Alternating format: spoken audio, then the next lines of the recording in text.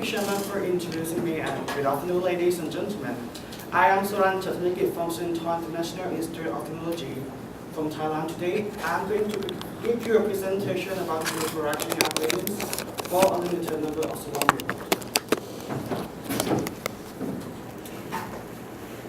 And this presentation will take about 12 minutes. If you have any questions, please ask me at the end of my talk. So let's begin with the introduction.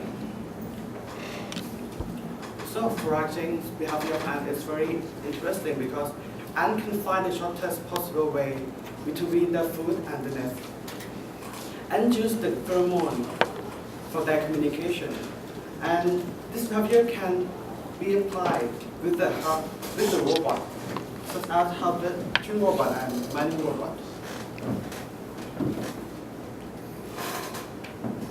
As this behavior is very interesting, so many researchers try to develop this kind of robot, and we can divide it into a two groups. The first one is using the physical marker. They use some physical marker instead of pheromone, like heat, alcohol, or use some set of experiment like a glowing floor. And for the communication, they use some robot to work as beacons, to store the information to tell a robot which way that they should go. However, this also has the disadvantage. For the physical markers, it is hard to use because most of research are created with the specific environment.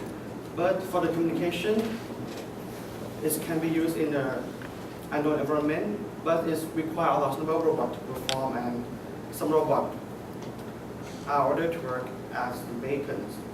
So we just think how to use early communication for the foraging, and it can be used with the limited number of robots. So this is the objective of our algorithms. The algorithm should be able to perform in unfamiliar environment and should be used with a limited number of robots. Now I would like to show you about our simulator. We use SuCT simulator that was created for a single robot simulation, but we modified it so it can work like a swarm. And for the robot model, it's very quite simple. So it has communication on obstacle overlap and food detection. In food detection, we use a camera, so the robot model is look like this one. And now let's see our algorithm. We propose two algorithms based on the foraging behavior. So this is our objective.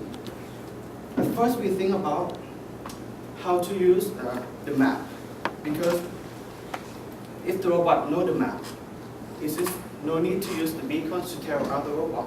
And if it creates a map, the robot can help each other to create a map, so it's maybe faster than to only one robot. And the advantage of map is, as I say, it's no need to use the beacons. But for the advantage, because the map is depend on the size, so the memory is big. So we think how to reduce the memory of the map. So we use the sampling based mapping. So we will select some point in the map so we can reduce the memory storage. And as to algorithms that we are proposed based on the map, so I will explain about the map first. The map can be created with two conditions. The first one is will create by its own position, and the second one is will receive position from other robots. So as the beginning is the time is 0, so the robot will put the first point into a map, and when the time reaches the second, the first will check that the point is overlap to the existing point or not. If it's not overlap, it will put another point on this. And when it receives the position from other robot, it also checks that the receive position is not overlap. In this case, it's overlap to the setting point, so it will not put this point into the map.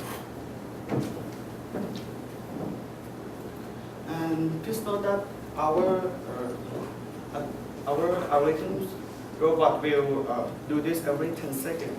It will check its position and send to other robots. So every robot can update the map by itself.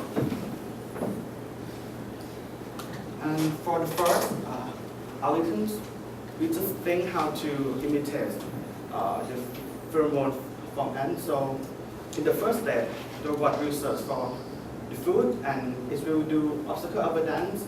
And if it's not the pheromone, it will try to follow the pheromone. But in case it's not detect the pheromone, it will do the random movement. And the way that is used to detect the pheromone is use the 3 detection area in this. And this is the virtual pheromone that are stored in the map. And in this figure, the robot can detect 2 pheromone here, so it will turn light to follow the pheromone. And if the robot found food, it will go to the check food state and it will let the pheromone. This is different from undo because undo let the pheromone indicate that it returns to the net and it will approach to the food. And in case that is lost detection, it will go to the search state again. And after it collects the pheromone, it will go to the nest and let the pheromone to let other robot follow. And if it's already stored the food in the nest, it will go to the search task again. And this is the communication. They use communication to receive and send the position to create a map and receive the sent pheromone to update. And these 3 tasks use the communication to, and this is how to update the pheromone. We use this equation from the paper here, and we use the parameter like this. So when the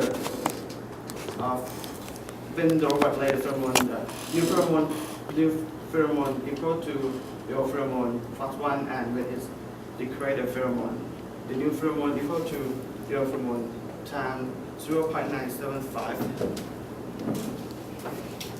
And this is the pheromone field that is correct. This is the robot that try to go to the food store is here, and this is the net. So you can see the pheromone that is created here in the red circle. And for the second algorithms, we use the map in a different way because we want to reduce the effect of the random movement. So we use the map as a connected graph. So we will do some path planning to avoid the random movement. At the first step is almost like the one, and when it hit the food position, it will do another time, but I will explain it later. When it found the food, it will approach to the food directly, and in case that's no detection, it will return to the first state. And when it reaches the food, it will collect and then send the information about the food position to other robot, and then it returns to the net. And when it's already stored the food, it will return to the search task again. And also for the communication, it looks like the first one. But the different thing is in this part, because we want to reduce the effect of the random movement, so we use the A-star algorithms for robot to go to the food stop when it receives the food position and when it returns to the nest. And this is what it do. This is the map that created as the connected graph. So you can see here, and this is the shortest path from the nest to the food store from this robot. And now let's move for the experiment. At this study, we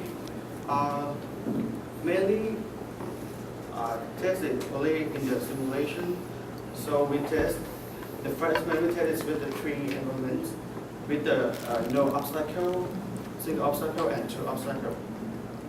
So we vary the distance between the food and the colony also.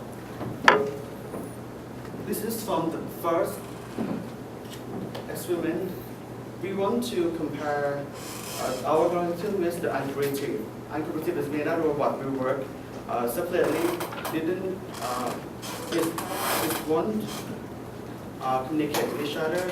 And you can see the result here, SGF or something gap-based foraging provide a higher result.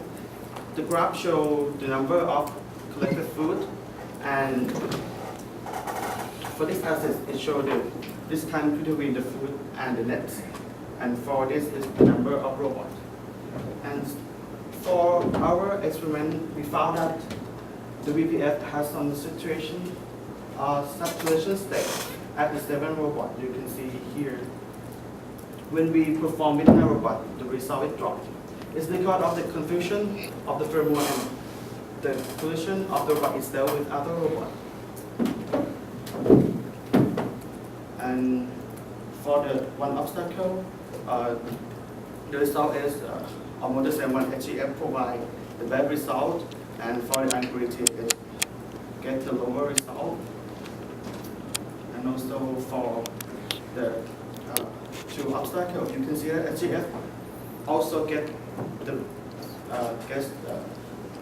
food, but for algorithm and VPF is cannot get anything for that. And for the second experiment, we want to test only VPF and SPF. So we just set at the random nest position, random food position, random obstacle position, and use single food source and single